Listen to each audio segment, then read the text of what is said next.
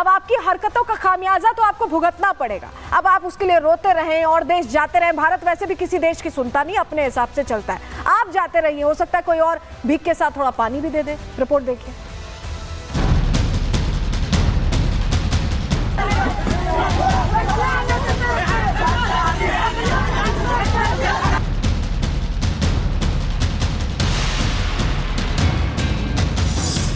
बूंद बूंद का मोहताज, भीख मांग रहे शहबाज। पानी के लिए पाक गिड़गिड़ाया, घुटनों पर आया। सिंधु संधि सस्पेंड होने से अटकी सांस, पानी पानी चिल्ला रहा पाक। भारत के वाटर बम से पाकिस्तान का दम निकल रहा है। पानी की मार से सड़क से लेकर संसद तक हाहाकार मचा है। पहलगाम हमले के बाद भारत ने पानी रोका है, तो अब पाकिस्तानी बिलबिला रहे हैं। अपनी सरहद में ही नहीं, दूसरे देशों में जा जाकर रो रहे हैं, रहम की भीख मांग रहे हैं, दूसरे देशों के आगे गिड़गिड़ा रहे हैं। साफ है कि अब पाकिस्तान अपने कर्मों की सजा भुगत रहा है। जो पहले आतंकियों के सहारे मासूम नागरिकों की हत्या करवाता था, जिसकी सेना भारत के खिलाफ साजिश रचती थी, अब उसी पाकिस्तान के प्रधानमंत्री शहबाज शरीफ दुनिया भर में दर दर की ठोकर खाने के बाद पानी पानी चिल्ला रहे हैं, क्योंकि वो जानते हैं कि सिंधु जल संधि सस्पेंड करने का भारत का फैसला उनको कितना भारी पड़ रहा है।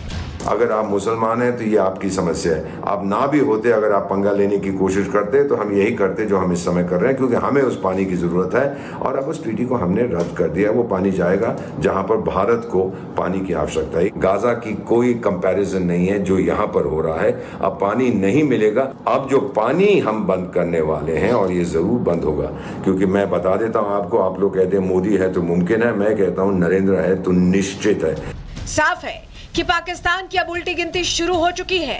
जैसे पाक पीएम शहबाज दुनिया के सामने गिड़गिड़ा रहे हैं, वैसे ही इनके देश में इनके ही सांसद पानी के लिए बिलबिला रहे हैं। पाकिस्तानी सांसद मान चुके हैं कि अगर शहबाज भारत के साथ पानी का मुद्दा नहीं सुलझा पाए तो भूखों मरने की नौबत आ जाएगी, क्योंकि सिंधु बेसिन ही पाकिस्तान की लाइफलाइन है और इसी को भारत ने कट कर दिया है। अगर ये पानी का क्राइसिस नहीं अभी सॉल्व करेंगे तो हम भूखे मर सकते हैं। उसकी वजह यह है कि इंडस बेसिन जो है वो ही हमारा लाइफलाइन है। 90% स्टेटिस्टिक्स के मुताबिक 90% जो हमारी क्रॉप्स हैं, जो हमारी फसलें हैं, वो इस पानी पे डिपेंड करती हैं। जितने डैम्स हैं वो इसी पानी के ऊपर बने हुए हैं। तो इसलिए अगर ये हम इसको हम समझते हैं कि ये एक वाटर बॉम्ब हमारे ऊपर पड़ा हुआ है। हालांकि भारत की तरफ से ये तो है कि चाहे पाकिस्तान का प्रधानमंत्री गिड़गिड़ाए या फिर पाकिस्तान के नेता, पानी तो नहीं मिलेगा। खुद पीएम मोदी साफ साफ कह चुके हैं कि भारत का पानी अब भारत के हक में बहेगा। जो पानी पहले बाहर चला जाता था वो भारत की जरूरतों के लिए इस्तेमाल होगा। अब पानी और खून साथ साथ नहीं बहेगा। भारत का मत एकदम स्पष्ट है। टेरर और टॉक एक साथ नहीं हो सकते।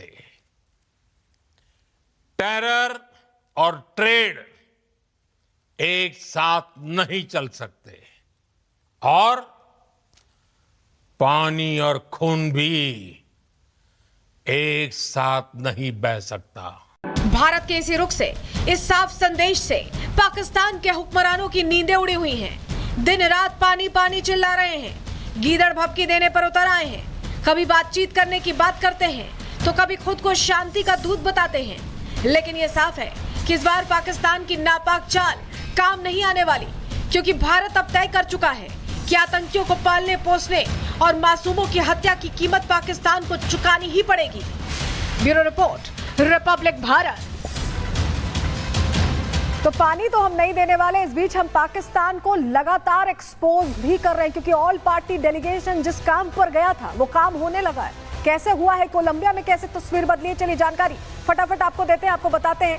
हमने बेनकाब कर दिया है पाकिस्तान को और एक देश को अपना बयान बदलने पर मजबूर भी किया। हुआ क्या, पाकिस्तान के खिलाफ भारत की ये बड़ी कूटनीतिक जीत है। समझिए, कोलंबिया में पाकिस्तान का नापाक चेहरा बेनकाब हो गया। हमने रियल पिक्चर दिखाई है पाकिस्तान की। डेलीगेशन, ऑल पार्टी डेलीगेशन जो गया था, उसने कोलंबिया को बताया कि पाकिस्तान दरअसल कर क्या रहा है, कैसे आतंक को पाल पोस रहा है। कोलंबिया ने पहले पहलगाम घटना जो हुई थी उसको लेकर कहीं ना कहीं संवेदना नहीं जाहिर की थी, बल्कि पाकिस्तान में जो हमने स्ट्राइक की थी उसको लेकर संवेदना जाहिर की थी। उसके बाद अब जब हमने सारी सच्चाई सबूतों के साथ बताई है तो कोलंबिया ने अपना आधिकारिक बयान वापस ले लिया है। कोलंबिया ने आतंकियों की मौत पर संवेदना जताई थी। अब वो समझ गए हैं कि वो आतंकी थे और हमारे आम नागरिक जिन्हें निशाना बनाया गया था। और ये जो सब कुछ हुआ है ये ऑल पार्टी डेलीगेशन की कोशिश से हुआ है। शशि थरूर वहां मौजूद थे, वो लीड कर रहे थे उस डेलीगेशन को, और उन्होंने सीधे सीधे कई बातें कही जो उन्होंने बता दिया कि एक तरह से भारत मजबूत है, और सबूतों के साथ सारी सच्चाई उनके सामने रखी।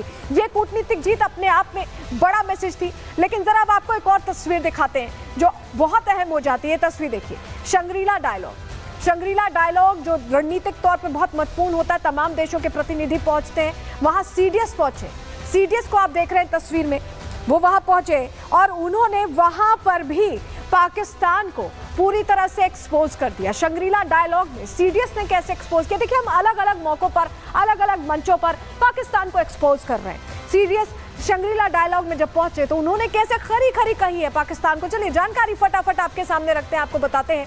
भारत के सीडीएस ने शंग्रीला डायलॉग में हिस्सा लिया और यहाँ पर ऑपरेशन सिंदूर के बाद पहली बार, अभी तक उन्होंने कोई बयान नहीं दिया, उन्होंने पहली बार ये बयान दिया है। आतंकवाद को लेकर पाकिस्तान को उन्होंने सीधे सीधे आईना दिखा दिया, तस्वीर साफ कर दी।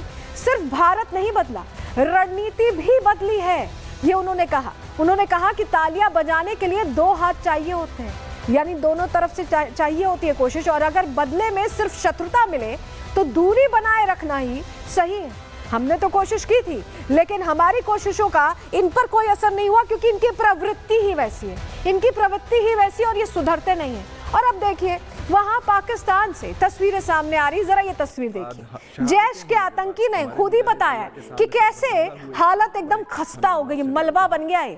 ये तस्वीर हमने आपने नहीं देखी, ये खुद दिखा रहे हैं, ये खुद दिखा रहे हैं और बता रहे हैं कि सच्चाई क्या है। एक बार सुनिए क्या कह रहा है वो। यहाँ पर मिसाइल आकर लगा, खास उसी मरकजी मकाम पर जहाँ पर इंडिया ने अपने मिसाइल दागे थे, और ये वो जगह है जहाँ पर कुछ ही देर बाद शहादतें होने के बाद हमारे मुजाहिद अल्लाह के सामने सर बसजदा हुए और एक हमें मौत से डराते हैं। वल्लाही हमें उस मौत से डराते हैं जिस मौत के पीछे हम दौड़ते चले जाते हैं, जिसको हम शहादत कहते हैं। अभी मैं आपको इमारत दिखाता हूँ। या तो देखा आपने, तबाही की गवाही खुद आतंकी दे रहे हैं। कैसे गवाही दे रहे हैं जरा आपको बताते हैं क्या कहा है। जैश के आतंकी पाकिस्तान में तबाही के सबूत अब दिखा रहे हैं। आतंकी ठिकानों का जैश के आतंकियों ने वीडियो बनाया और वीडियो में भारतीय मिसाइल की ताकत का भी जिक्र सामने आ रहा है। मिसाइल से तबाही जो मची है वो चारों तरफ मलबे के तौर पर दिखाई दे रही है। हमने आपको तस्वीर भी दिखाई।